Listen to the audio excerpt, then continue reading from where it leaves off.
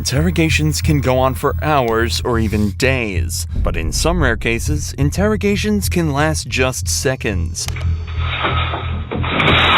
Oh, no.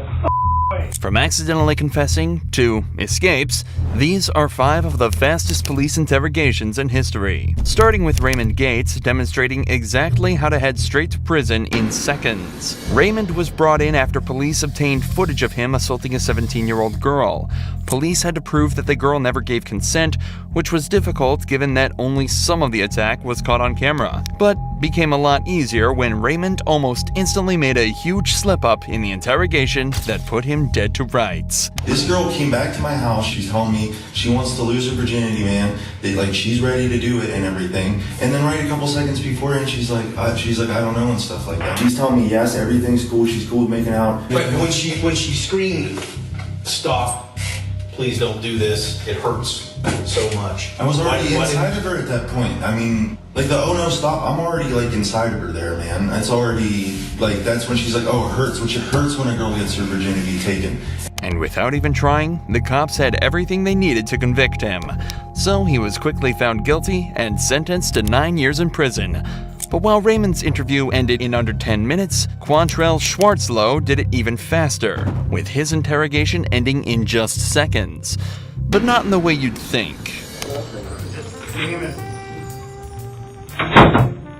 Quantrell was brought in for strangling a girl and assaulting her, a crime he clearly didn't want to be convicted of.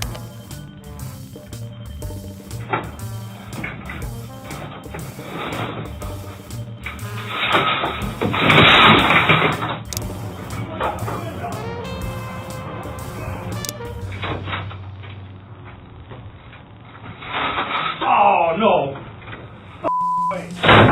Unfortunately for Quantrell, his handcuffs were a dead giveaway, and he was captured 4 hours later. While it's unknown exactly what happens to Quantrell after, this clip will forever put him in the Interrogation Hall of Fame. However, Ricky Hawthorne took a much more straightforward approach to ending his interrogation, managing to confess in record time. Ricky was found covered in blood near the bodies of Lara Kuchar and Tommy Skeens. Lara had clearly been assaulted. Ricky's DNA was also found at the scene, so police had no worries when bringing him in. Surprisingly though, Ricky would make it even easier for them.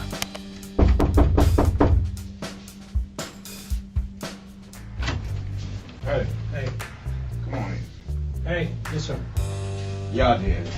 I did it. You know what? Let's do this. I did it, but I think somebody came behind me and finished it. Okay. Yeah, I did it. So much for staying silent. However, Ricky is alleging that he wasn't actually the murderer. He just attacked the couple and assaulted Laura. It was someone else that finished the job. Even though the evidence was stacked against him, he still would have had a better chance of getting away with it if he just stayed silent. There's 3 more people. I don't know.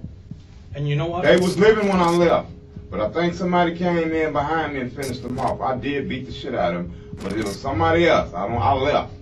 Despite his claims, it was determined that the couple died of the injuries inflicted by Ricky, and he was later found guilty of first and second-degree murder, as well as battery in the assault on Laura. But Jared Murray takes the cake for the most insane interrogation in history. Jared had shot his friend in the head during a car ride to Walmart for no other reason than to know what it felt like to kill someone. Jared attempted to flee by hitchhiking to Canada, but was picked up by an officer after perfectly matching the perp's description. The officer took him into custody where a quick but truly chilling interview took place. Okay, and what do you remember telling me? In summation that I'm guilty, yes. Of what? Of murder. Okay, and who did you murder? Gennaro. Okay, and how did you murder him? With a gun. I shot him in the head twice. Okay. 3 shots were fired, 1 missed. Jared isn't hanging around here, and apparently had already confessed before he even made it to the station. But what's interesting about this interrogation isn't the speed at which he confessed, it's exactly why, as well as his general demeanor throughout the interview. Okay. Jared, give me your full name.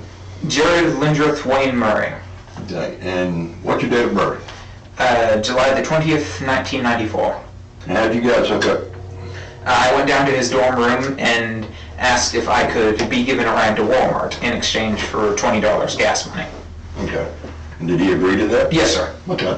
And that's a couple miles from the school? 1.7 miles, sir. 1.7 miles. Yes, sir. Okay.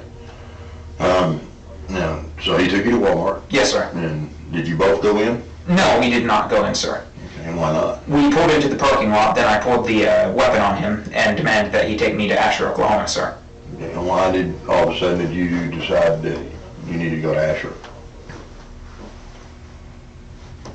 Because I was planning to take him out into the country and kill him.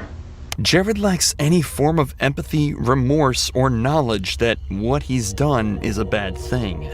He merely expresses his actions as though they were fact, and in a later psychological assessment, it was determined this was because he had become delusional and believed that he was required to kill someone. If it's not clear by now, Jared was diagnosed with schizoaffective disorder, and delusions from this are likely what pushed him to kill Gennaro. But Jared is happy to provide us with even more detail surrounding his motive.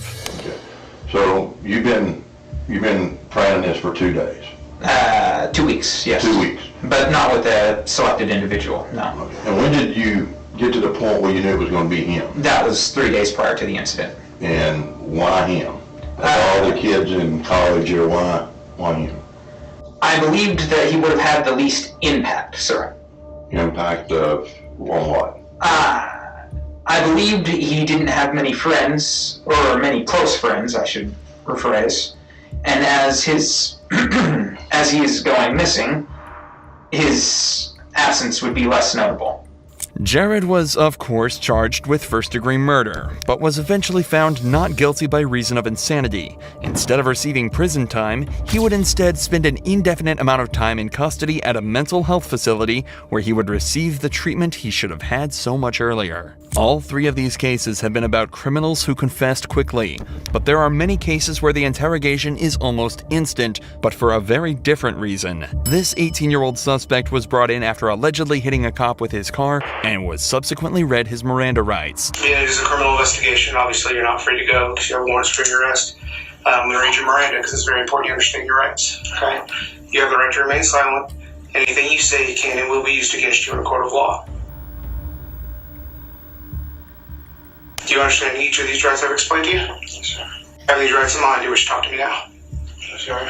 I'm sorry? Say what have these rights in mind, do you wish to talk to me now? Yes, sir. Yes, sir. You don't want to talk to me? I just call my mom. Okay, you can call your mom at the jail. Alright. At just 18 years old, this guy showed exactly how to act in a police interrogation, perfectly exercising his rights and truly outsmarting detectives. Assuming he wanted to land himself in prison for the rest of his life.